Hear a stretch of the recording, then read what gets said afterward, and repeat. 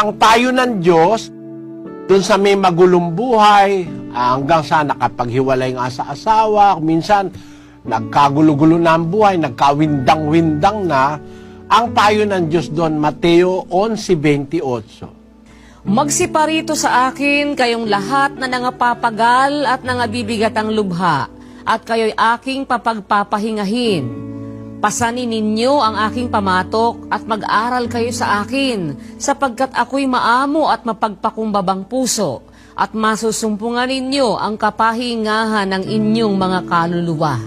Ang anyaya po ng Panginoong Hesus, ang kanyang payo, hali kayo, magsiparito kayo sa akin, kayong napapagal at nabibigat ang lubha at kay aking papagpapahingahin.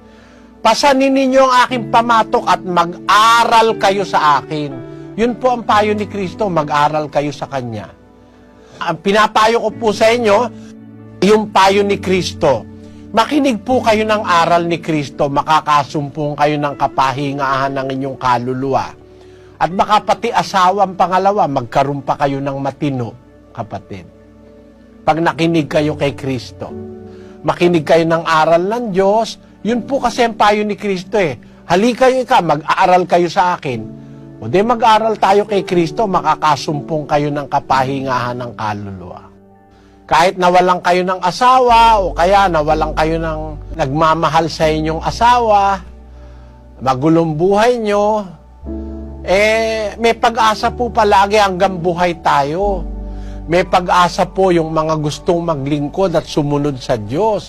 Basahin natin ang Ecclesiastes 9:4. Sapagkat sa Kanya nanapisan sa lahat na may buhay ay may pag-asa. Sa lahat na may buhay ay may pag-asa. May pag-asa po hanggang buhay tayo, may pag-asa tayo.